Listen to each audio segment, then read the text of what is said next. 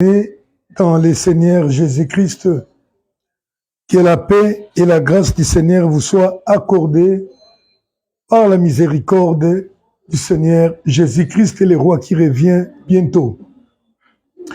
Et bien aimé, ça fait un bon moment depuis que nous étions allés en mission vers le village de la République démocratique du Congo, la mission que vous avez soutenue par vos prières et par d'autres moyens qui s'est effectuée sur 4 villages où nous avons ouvert de nouvelles églises, nous avons implanté et nous avons raffermi les frères et les anciennes églises. Ça s'est bien passé et depuis que nous sommes retournés, on a connu des petits problèmes logistiques et qu'à cela ne tienne, je pense que nous sommes de retour et nous allons continuer pendant un bon moment. Voilà. Aujourd'hui, bien aimés, nous avons un sujet important à partager avec vous. Donc, je disais que le sujet est d'importance capitale. Nous allons le partager avec vous. Vraiment, ça fait longtemps et je parais encore vieillissant avec mes cheveux blancs qui me fait du plaisir et par la grâce du Seigneur.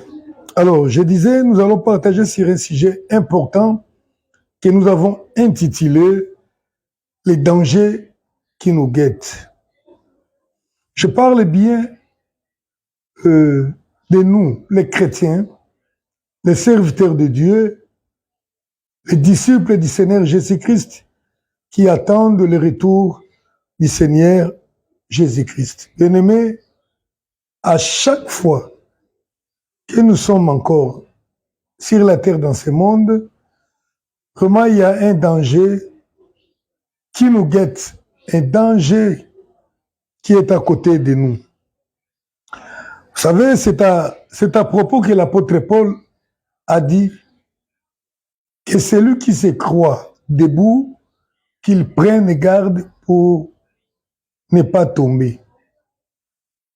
Et même aujourd'hui, tu peux voir les serviteurs de Dieu qui ont fait naufrage par rapport à la foi et qui ont abandonné la sainte doctrine. Tu peux te moquer d'eux, mais sache que c'est un combat où les frères ont perdu.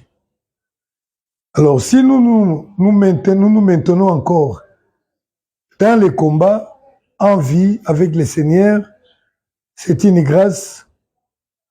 Nous ne pouvons pas nous moquer des autres, peut-être les regarder avec pitié, prier pour eux, sachant que nous-mêmes ne sommes pas à l'abri des menaces-là qui les a fait tomber.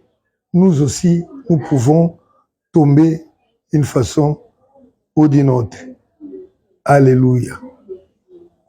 Nous allons commencer notre enseignement par ces versets que nous allons lire, que nous allons découvrir ensemble.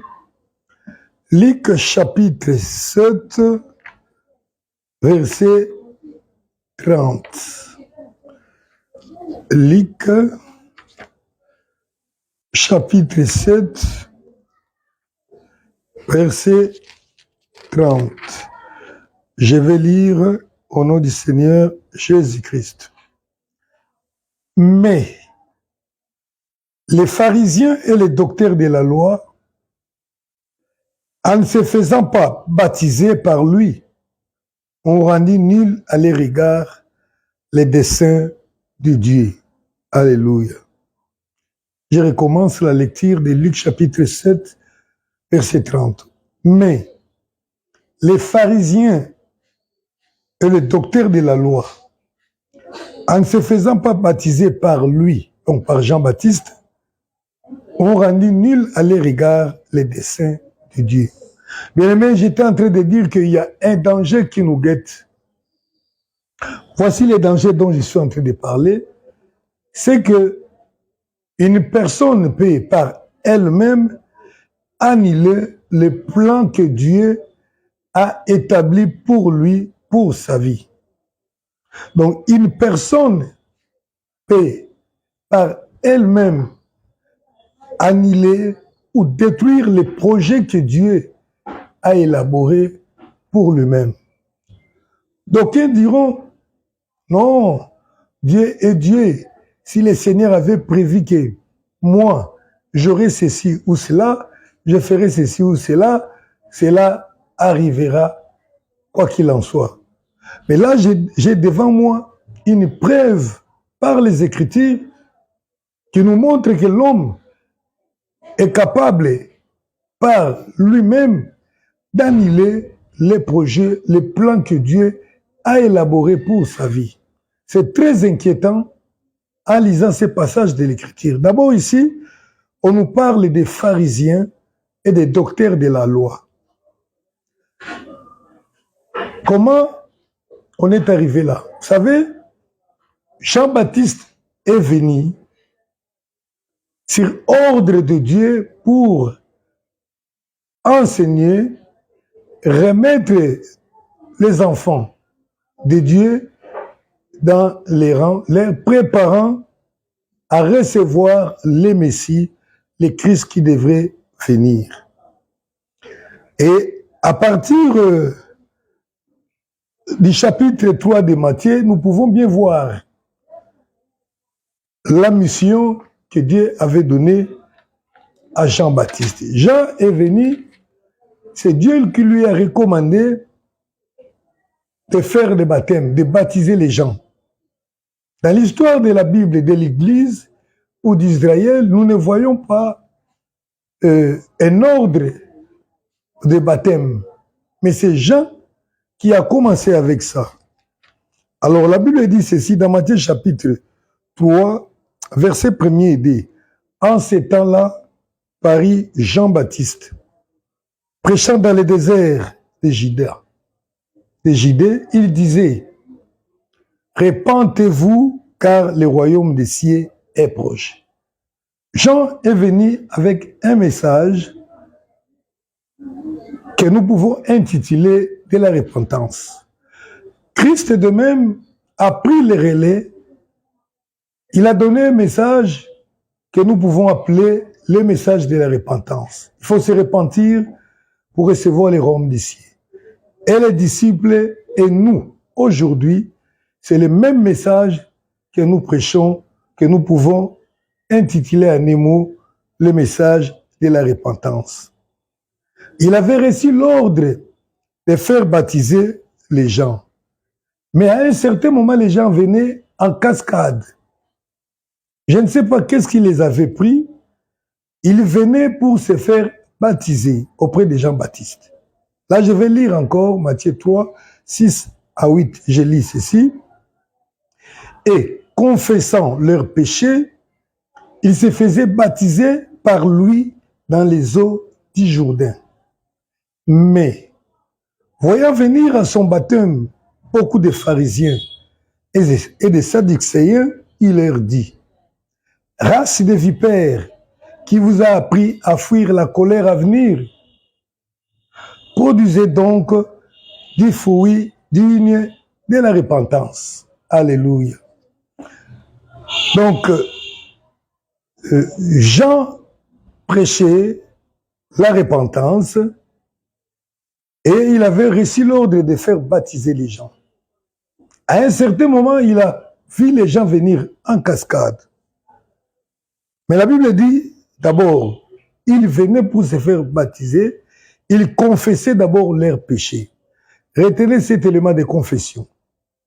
Ils confessaient leurs péchés et après ils se faisaient baptiser. Mais Jean remarqua une chose, que les gens venaient se baptiser, peut-être tout simplement pour, juste pour remplir la formalité. Ainsi il leur dit, pas de question, si vous acceptez les baptêmes, il vous faut réellement une repentance. Une bonne repentance produit les fruits de la repentance. Il a insisté sur ça. Alors là où nous avons lu dans Luc chapitre 7, verset 30, où Jésus-Christ lui-même déclare ceci, que les pharisiens et les docteurs de la loi, en refusant de se faire baptiser par Jean, ils ont annulé les projets, les plans que Dieu avait préparés pour eux. Donc là, je dois conclure sans crainte d'être contredit ou de se tromper. Je dois conclure en disant que beaucoup de pharisiens ont refusé le baptême des gens lorsqu'ils ont entendu l'exigence de la repentance. Certainement, d'autres pharisiens ou docteurs de la loi se sont fait baptiser, mais en oubliant cet aspect important de la repentance. Ainsi, la Bible peut dire, ils n'ont pas reçu le baptême, ils ont refusé le baptême. Et à cause de cela, ils ont annulé le projet, le plan que Dieu avait pour eux. Et mais je suis en train de dire que toi, serviteur de Dieu, toi qui as été appelé, il y a un risque, il y a un danger que tu puisses annuler les projets que Dieu a élaborés pour toi si tu ne te rends pas compte, si tu ne te rends pas compte de certains éléments, de certaines demandes de Dieu, ou tout simplement si tu ne passes pas par la personne, par l'endroit où tu dois passer, tu peux annuler les plans de Dieu, les projets de Dieu. Alléluia. Alors ici, nous allons étudier une partie de la vie de Pierre. Donc, autrement, nous pouvons intituler notre message Pierre de Gethsémane à la Pentecôte. Il y a des choses qui se sont passées. Alors, nous allons parler de l'apôtre Pierre que nous connaissons bien, qui n'était pas quand même petit. Il a été considéré par beaucoup comme les colonnes de l'Église au temps du Seigneur Jésus-Christ, sans contredit. Il était accepté de partout. Et d'abord, en commençant par l'appel de Pierre. Bien aimé, là, je vais vous annoncer une chose importante. L'appel de Pierre s'est passé de façon tout à fait normale. Vous savez, bien aimé, Dieu appelle les gens d'une manière ou d'une autre. Et quelle que soit la façon dont le Seigneur t'a appelé, si le ciel s'est ouvert et tu as entendu, tu as vu, ne te considère pas comme étant spécial parce que tu as entendu une voix audible. Aujourd'hui, beaucoup de gens meurent spirituellement à cause d'un orgueil démesuré.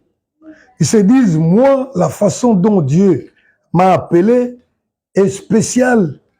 Bien aimé, la façon dont le Seigneur t'appelle n'influe en rien ton avenir dans les ministères ou dans les ciels. Mais c'est la façon dont il te donne, la façon dont il marche avec le Seigneur qui va déterminer si grandeur il y en a dans ton appel ou dans les ministères avec le Seigneur. Peu importe. Je vais vous montrer l'appel de certains disciples, y compris Pierre dont nous sommes en train de parler ici. Comment cela s'est passé? Pierre a été appelé de la façon la plus ordinaire. Jean chapitre 1er, verset 35 jusqu'à 42. Je lis. Le lendemain, Jean était encore là. Là, c'est Jean le Baptiste. Avec deux de ses disciples. Et ayant regardé Jésus qui passait, il dit, voilà l'agneau de Dieu. Les disciples l'entendirent prononcer ces paroles ils suivirent Jésus. Jésus retournant et voyant qu'ils les suivaient, il leur dit, « Que cherchez-vous » Il lui répondit, « Rabbi, ce qui signifie maître, où demeures-tu » ? « Venez, leur dit-il, et voyez. » Ils allèrent et ils virent où il demeurait et restèrent auprès de lui ces jours-là. C'était environ la 10e heure. André, frère de Simon, Pierre, était l'un des deux qui avait entendu les paroles des gens et qui avait suivi Jésus. Ce fut lui qui rencontra le premier, son frère Simon, et lui dit, « Nous avons trouvé le Messie, ce qui signifie Christ. » Et il les conduisit vers Jésus. Jésus l'ayant regardé, dit, « Tu es Simon, fils de Jonas. Tu seras appelé Céphas, ce qui signifie Pierre. » Alléluia. Je peux m'arrêter jusque-là. Là, on nous raconte brièvement l'appel de Pierre. Remarquez ici que Pierre n'a pas rencontré Christ comme ça là, comme beaucoup voudraient. Il y a des jeunes frères qui viennent à l'église, qui ont été appelés par le Seigneur, mais qui ne comprennent jamais qu'ils ont été appelés.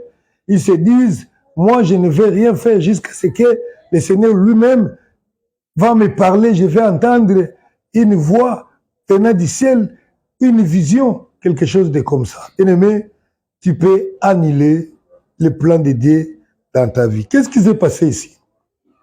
On nous raconte que Jean-Baptiste, celui qui a baptisé bien sûr Jésus-Christ, après son baptême, le lendemain, il s'est trouvé quelque part accompagné de 2 de ses disciples. Alors il vit Christ, Jésus passer, et il montra à ses disciples, voici l'agneau de Dieu, celui qui ôte le péché du monde. Et les disciples ayant compris que nous avons toujours attendu Jésus, et c'est lui qui ôte les péchés, qu'avons-nous encore à avoir avec Jean le Baptiste? Autant mieux suivre le Christ, car les salis se trouvent en son nom. Ils ont abandonné Jean, et Jean ne s'est pas plaint. Il les a laissés partir. Ils sont partis à la rencontre du Seigneur Jésus-Christ, présenté par leur maître Jean-Baptiste. Ils ont vu Christ.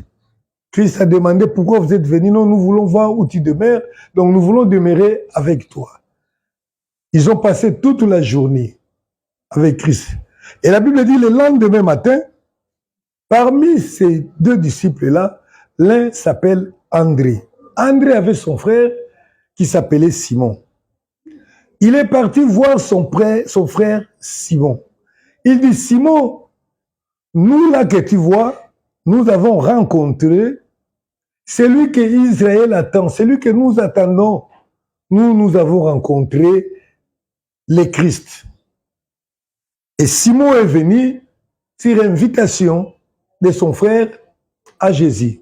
Lorsque Jésus l'a vu, il a prononcé une parole, une promesse, une révélation au sujet du ministère ou de l'appel de Jean, de Pierre. Il lui dit, tu es Simon, fils de Jonas, et tu seras appelé Céphas. Alléluia. Cela dit quelque chose. Donc il y avait un dessein de Dieu, un plan de Dieu, que Dieu avait, je dirais, préétabli pour Pierre. Pierre, depuis ces jours-là, il est devenu disciple du Seigneur Jésus-Christ. Voyez-vous bien dans l'histoire de la Bible, des disciples, il y a ces disciples-là qui sont devenus populaires. Il y en a d'autres dont le nom est même difficile à citer. S'il faut parler de Matthias, vous voyez quand même comment le nom est un peu méconnu. Il y a de ceux-là qui sont connus, qui sont devenus célèbres. Quand on parle de Matthieu, nous les connaissons directement, de Pierre, de Jean, de Jacques. Mais voyez-vous que ce n'est pas Pierre qui a rencontré Christ, premièrement comme ça. C'est André, son frère, qui a rencontré Christ. Et André a invité Pierre pour venir voir Christ. Mais le métier est venu exactement comme ça à l'église. Tu as reçu l'invitation de venir assister à une culte, mais moi je t'ai dit, tu as été appelé. Tout dépend de la façon dont tu comprends les choses, de la façon dont tu te donnes à l'évangile. André, il a vu Christ premier, avant même que son frère. Mais nous savons, qu'est-ce qu'est devenu par après André? Nous ne connaissons pas grand-chose de lui. Mais de Pierre, il y a beaucoup d'histoires. Il y a même une lettre qu'il a écrite, l'épître que nous lisons, de Pierre. Alléluia. Bien-aimé, ne te décourage pas. Sois décomplexé. Dieu nous a appelés. D'ailleurs, la Bible dit, il y a beaucoup d'appelés, mais peu de lits. Tu as été appelé.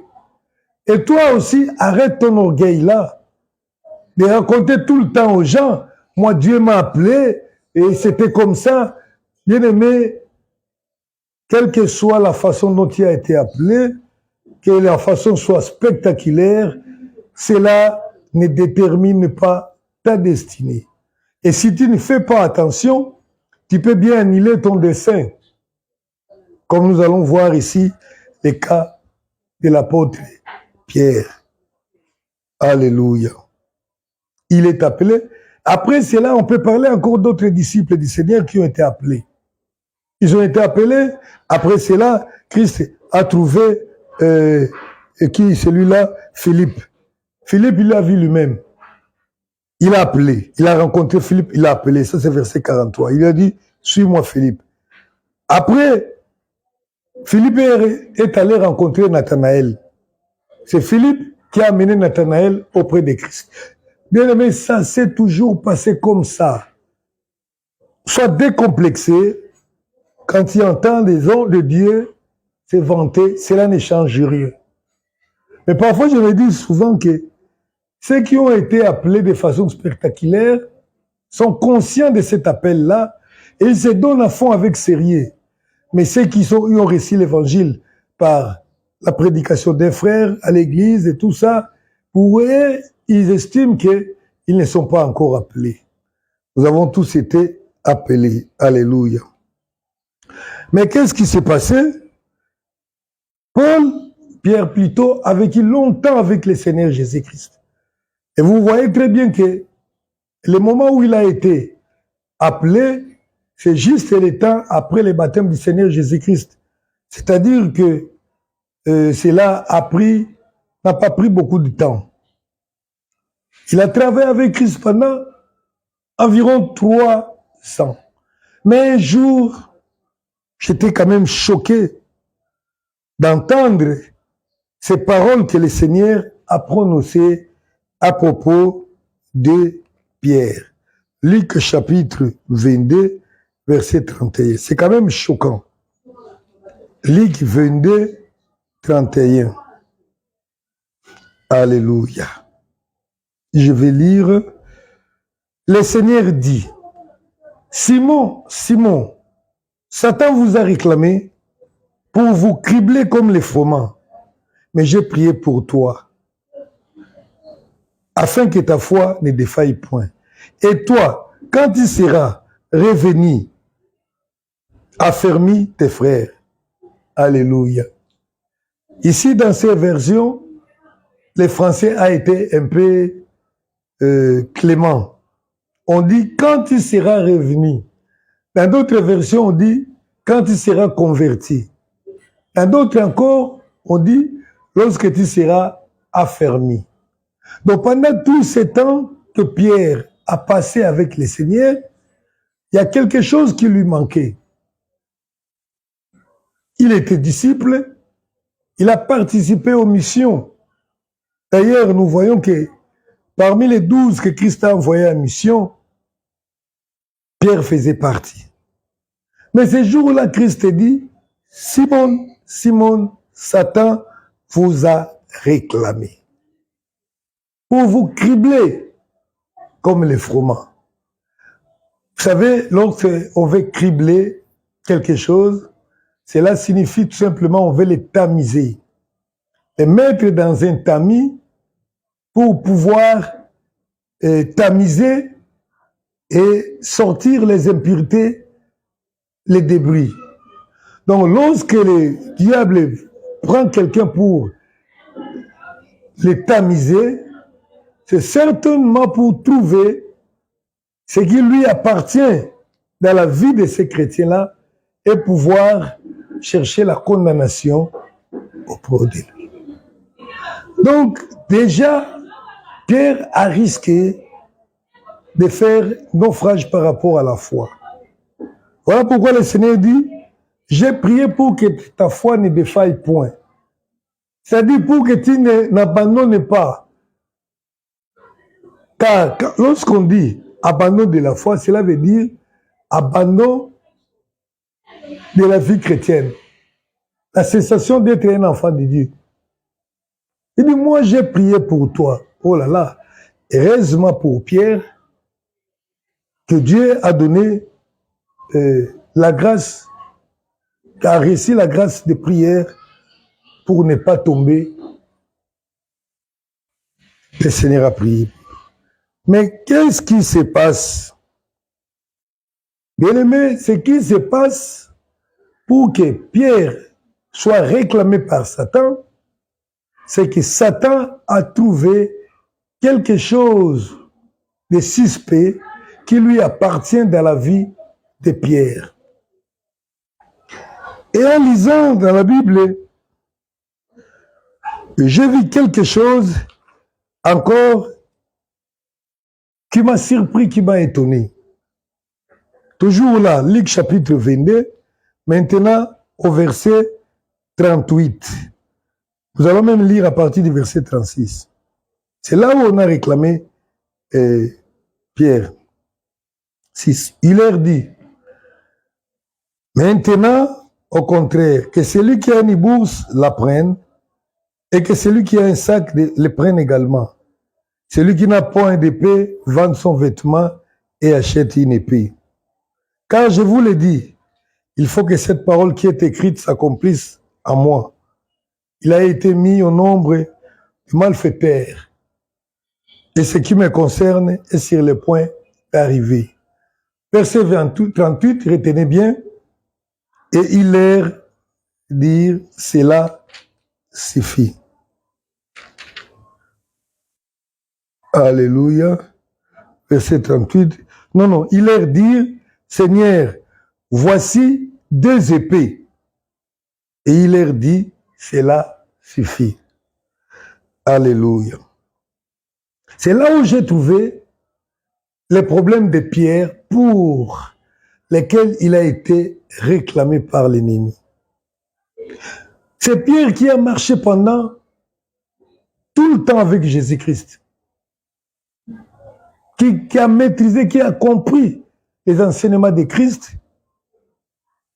Mais vous savez, moi j'ai toujours considéré les sermons sur la montagne, dans Matthieu chapitre 5, comme étant les basiques de l'enseignement de Christ, de l'enseignement chrétien. Et là, on nous enseigne quelque chose. Christ enseignait la non-violence. Il a dit, par exemple, vous avez entendu dire œil pour œil, dent pour dent. Mais moi, je vous dis, si quelqu'un te frappe à la joue gauche, donne-lui la joue droite. Bon, ou droite, gauche, vice-versa, c'est pas grave. Si quelqu'un veut t'arracher ta tunique, donne-lui encore et toute la veste. Si quelqu'un te force à faire pour lui 1000, à transporter pour lui la distance d'1 kilomètre, fais-en 2 kilomètres avec lui. Bien-aimé, c'est cet enseignement qui constitue même le fondement de la vie chrétienne aujourd'hui. Mais qu'est-ce qui se passe? Bien que Pierre était avec le Seigneur tout le temps, il gardait encore l'air épais. Ça m'a étonné. Ici, là où nous venons de lire, qu'est-ce qui s'est passé?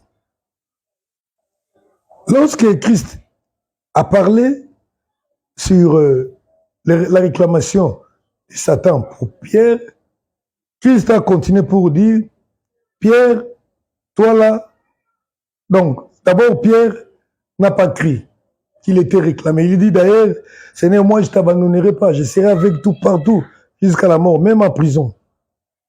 Le Seigneur lui dit, Pierre, aujourd'hui même, avant le matin, tu vas me renier 3 fois. Et directement, il leur dit, lorsque je vous ai envoyé pour la première fois, avez-vous manqué de quelque chose? Ils lui dirent, non, Seigneur, nous n'avons rien manqué, on a tout. Il dit, mais cette fois-ci, que celui qui a une bourse, celui qui a un peu d'argent, un peu de quoi, qu'il l'amène.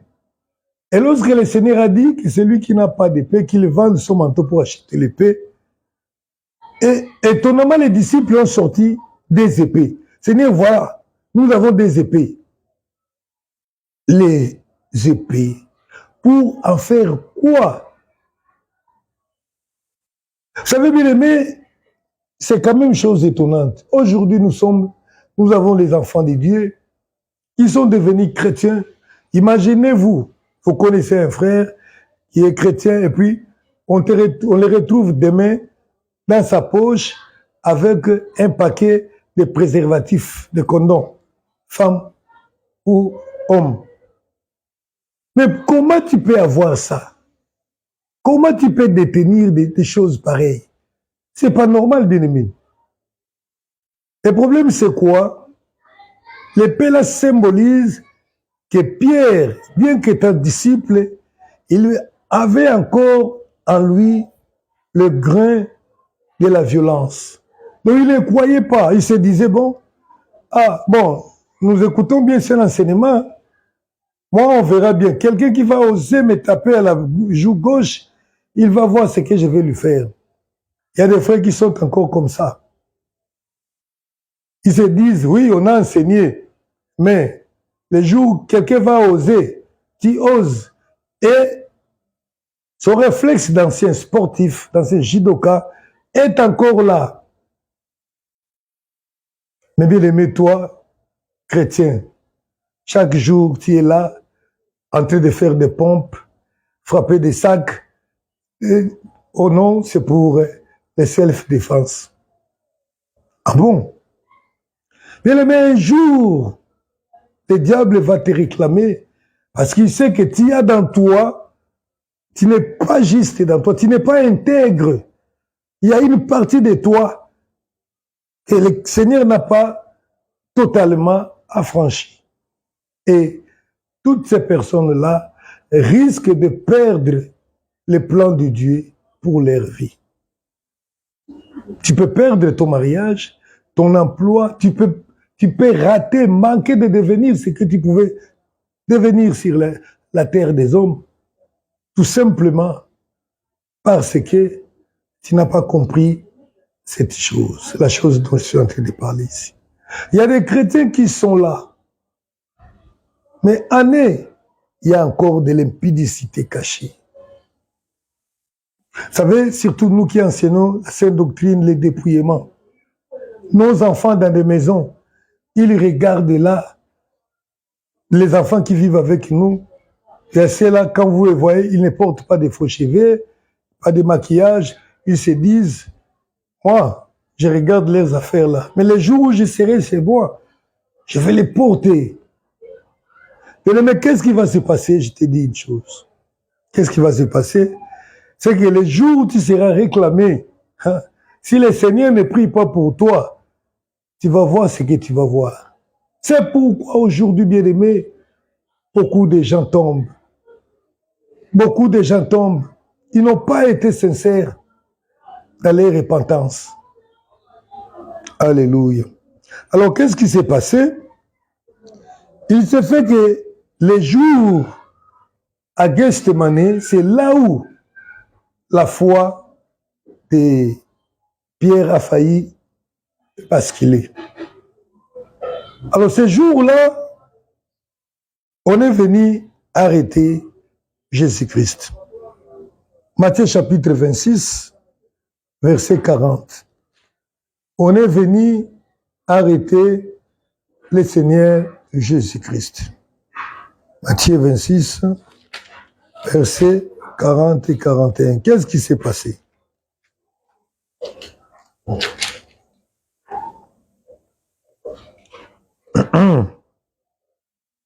Matthieu 26. Christ a pris 3 disciples. Il n'avait pas André, hein? André qui avait amené Pierre auprès de Christ. Généralement, le Seigneur prenait ceux qui étaient à côté de lui. Généralement, il prenait Jean, Jacques et Pierre. Et André n'était pas là. Donc, il faut arrêter.